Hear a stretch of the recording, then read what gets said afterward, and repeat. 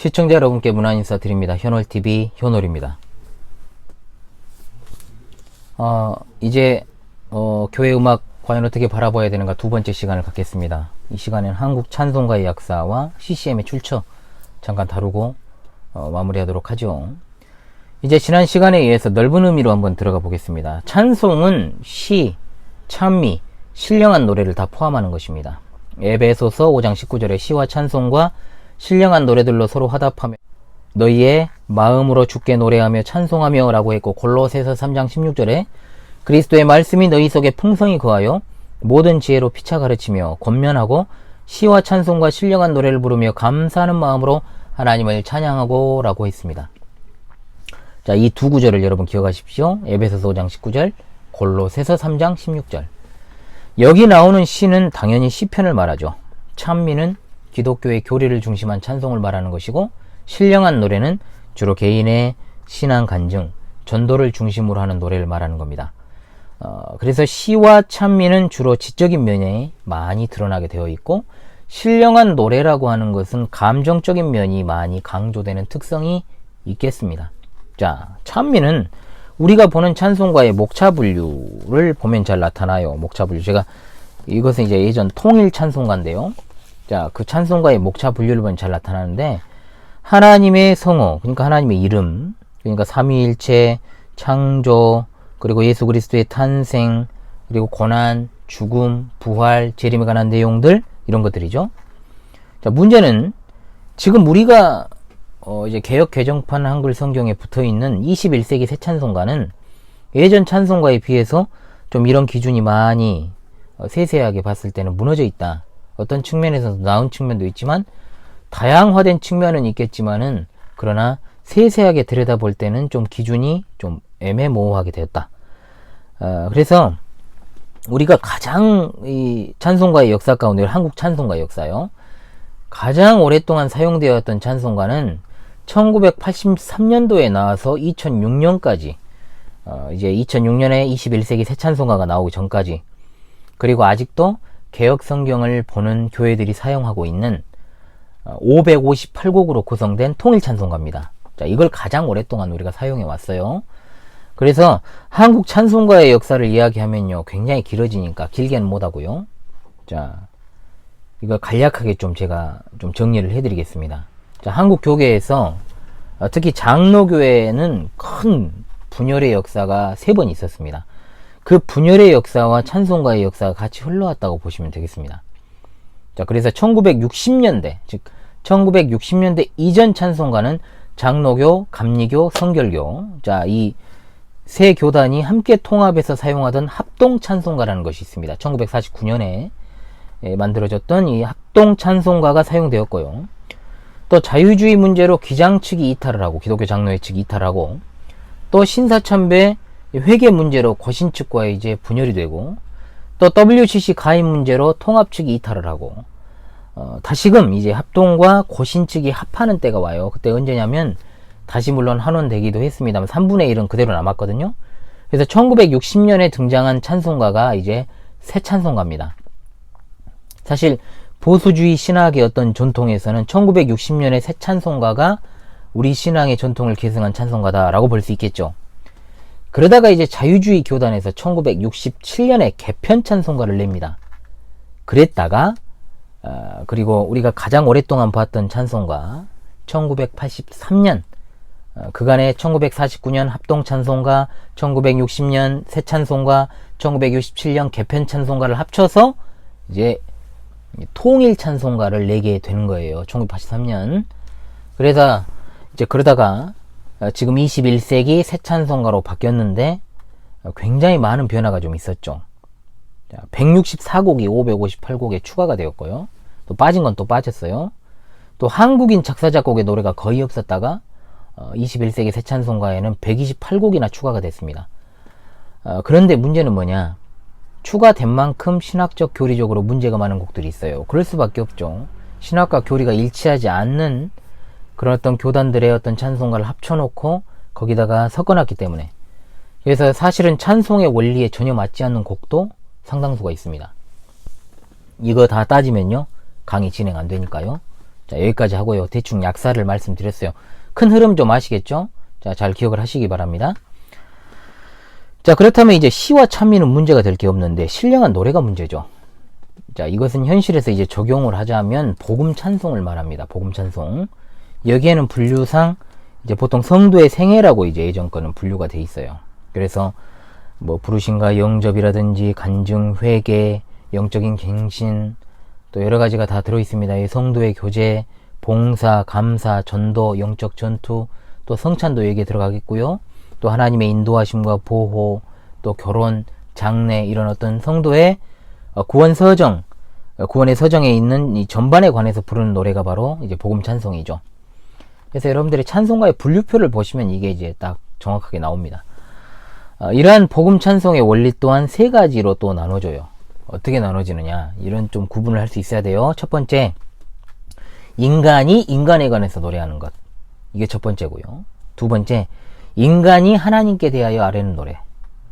그리고 세 번째, 인간이 하나님께 관해서 인간을 향하여 하는 노래. 자, 이런 식으로 이제 보통 복음 찬송 분류가 됩니다.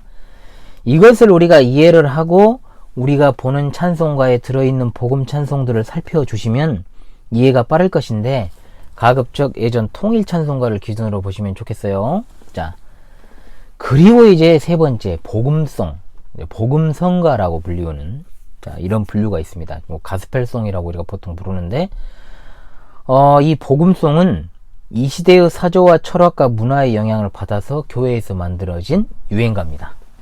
자, 앞선 곡들에 비해서 가사 내용은 분명히 더 빈약해요. 신앙적으로나 교리적으로 문제가 있는 경우도 많습니다.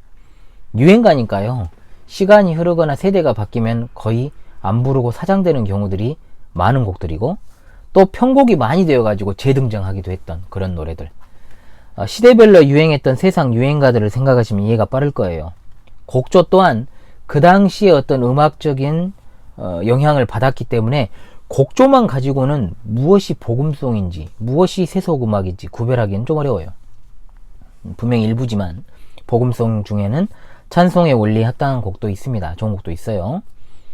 이것을 분별하여 지도하는 것도 교회 목사의 몫이겠죠.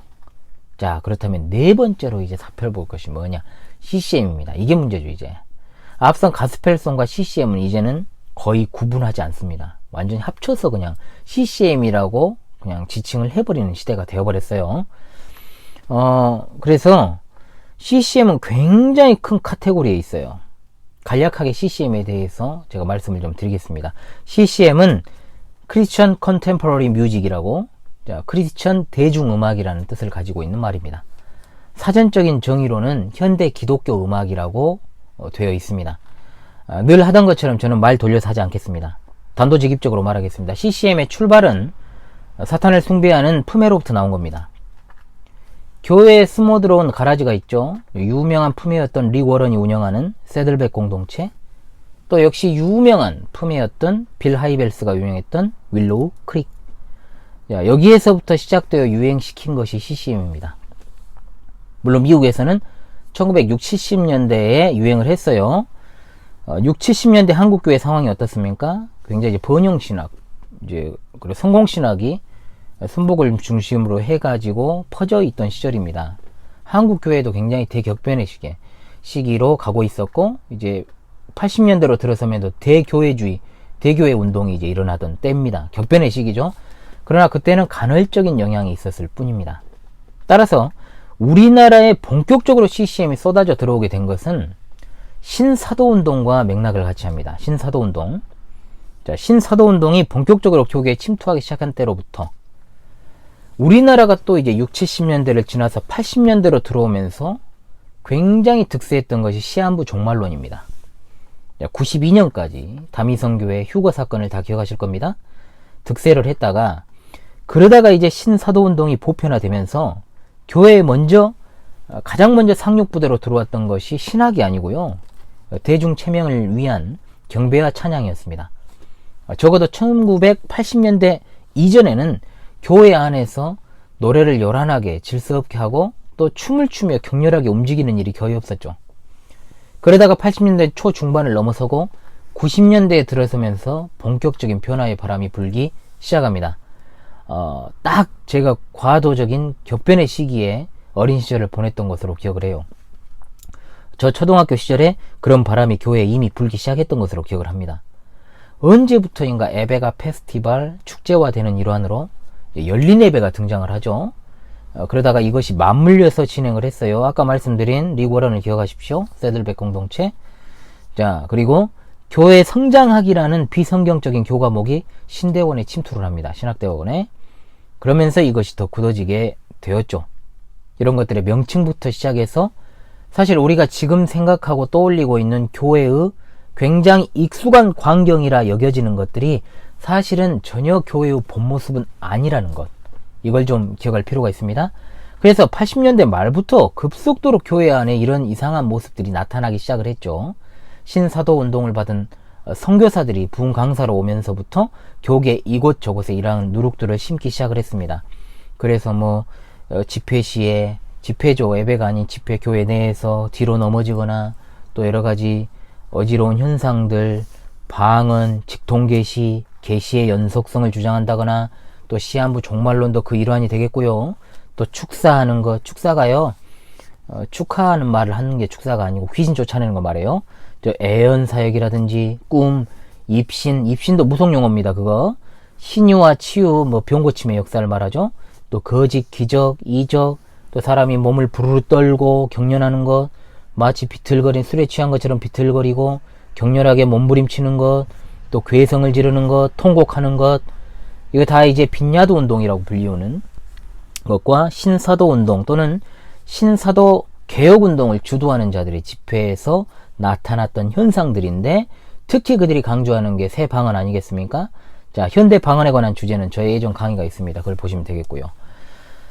그러니까 이제 정말로 어떤 굉장히 무질서하고 혼란스러운 어떤 그런 행태들을 띠게 되었다는 것이죠. 그래서 이제 사실은 목회자의 성향에 따라서요, 어떤 교회는 좀 강렬하게, 또 어떤 교회는 조금 얌전하게 적용되는 것일 뿐, 죄송합니다. 의도적으로 목사가 표방해가지고 우리는 그것들을 멀리하겠습니다 라고 하지 않는 한, 한국 교회가 예로부터 지금까지 신사도운동의 강력한 영향권 아래에 있음을 부인할 수 없습니다. 자, 신사도운동은 제가 따로 다루도록 할게요. 그래서 교계의 이른바 제3의 물결이라 부르는 이제 빈야드 운동, 존 윈버가 창시합니다만 지금 세상에 없습니다. 자, 그리고 신사도 개혁 운동을 주도하는 조직들, 자, 물결 이야기도 나중에 하도록 할게요. 이들이 예배할 때 사용하는 악기와 예배자의 태도, 자, 이걸 한번 생각해 보자는 거죠. 예배에 동원되는 악기들은 모두 밴드 악기입니다. 드럼, 기타는 일렉트릭하고 베이스 기타를 기본으로 하죠. 하모니카도 동원이 되고 신디사이저, 그리고 디지털 전자 키보드, 고성능 스피커 당연히 있어야 되고, 전문적인 보컬, 마이크, 그리고 이제 전문적인 정말 보컬이 동원이 되죠. 무대에서 악기를 다루는 자들의 복장은 굉장히 자유롭고요. 바지 차림에, 우리나라는 그 정도는 아닌데 외국의 경우는 껌도 씻고 있고요. 진짜로 예배에 참석하는 자들도 정말로 자유로운 복장을 하고 있습니다. 자, 빈야드 운동으로 유명한 존 윈버의 복장은 여러분 아시다시피 그냥 티셔츠였습니다. 뭐 리고런도 마찬가지였죠. 제3의 물결이라 불리는 이러한 경향을 갖다가 한국에 처음 소개한 것은 1980년대에 하용조 목사의 동생인 하스데반입니다. 자, 이 사람이 빈야드 교회 담임이었던 제가 이미 말씀드린 존 윈버에게서 경배와 찬양 70여 곡을 얻어가지고 와서 온누리 교회 청소년들을 모아서 경배와 찬양팀을 구성합니다. 자, 그래서 목요 집회를 하면서 부르기 시작한 것이 시초예요. 사실상 조금만 관심을 가지면 알 수 있는 내용들입니다. 자, 그렇다면 CCM, 즉 현대 기독교 음악이라는 장르를 만들어서 처음에 퍼뜨린 이들의 목적이 뭘까요? 단순해요. CCM을 통해서 역사적인 정통 기독교회가 전통적으로 사용해오던 음악의 흐름을 바꿔버리기 위함입니다.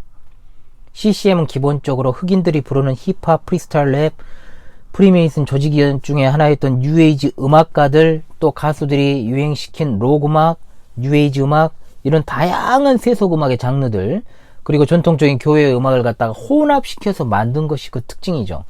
레게 뮤직도 이미 들어와 있고요, 지금. 그래서 사탄을 숭배하는 품애들이 교회로 위장하여 활동하는 곳에서 사실은 CCM이 나왔던 거예요. 자, 이 대목에서 다른 이야기 할 필요 없습니다. 기원이 그렇다는 거예요. 그렇다면 왜 사탄을 숭배하는 품애들은 세속음악과 교회의 전통적인 음악을 믹스시켜가지고 유행시키려고 하고 또 그렇게 했을까요? 그 이유 목적은 간단합니다. 세속음악과 교회 음악의 경계선을 허물어버리기 위함이에요. 자, 여기서 기억해야 될 거 있어요. 자, 첫 번째 강의 서두에서 제가 교회 음악의 정의를 어떻게 했죠? 교회 다니는 사람들이 듣거나 노래하는 음악이 교회 음악이 아니라 예배와 예전을 위한 음악이 교회 음악이라고 했습니다. 자, 세속음악과 교회 음악이 믹스돼 버리면 어떤 현상이 일어날까요? 교회 음악이 세속음악의 목적과 동일하게 되는 거예요. 그러니까 교회 음악이 세속음악을 덮어버리는 게 아니고 세속음악이 교회 음악을 물타기 해버린다는 거죠. 세속음악의 특징, 개인의 취미, 흥미 위주로 부르는 보편적 음악입니다. 이것이 되어버린다는 거죠. 제가 일부에서 찬송의 원리를 분명히 말씀을 드렸습니다만 다시금 곱씹으세요. 분명히 말씀드립니다. 세속음악의 목적은 인간의 감정을 자극해서 흥미를 유발하고 또는 기분을 업시키기도 하고 또는 감정을 다운시키는 역할을 감당하고 있습니다. 즉 쉽게 말하면 사람에 의한 사람을 위한 음악이 세속음악이라 이 말이에요. 그러나 반면에 교회 음악은 어떻습니까? 찬송은 하나님을 찬양하고 하나님께 영광을 돌리고 하나님을 자랑하기 위한 목적으로 드리는 것입니다. 그래서 교회 음악은 신자 자신의 어떤 기분을 업앤다운 하거나 또 감정을 이완시키는 것에 사용되어서는 안 돼요. 교회 음악의 목적이 흐트러지게 된다면 하나님의 말씀을 통한 은혜 받기가 어렵습니다. 어렵게 되는 거죠. 그래서 초창기와 종교개혁 시대의 교회 음악은 최대한 단조롭게 패턴이 같던 거예요. 자, 세속음악을 비판하는 게 아닙니다. 분명히 제가 말씀드리는 강의에 본 뜻을 파악하셔서 강의를 들으실 수 있기를 바랍니다. 강의가 너무 길어지는 관계로요. 자, 다음 시간 3강에서 찾아오도록 하겠습니다. 1강과 거의 비슷한 시간이 되는 것 같습니다. 여러분 이번 시간도 들으시느라 수고하셨습니다.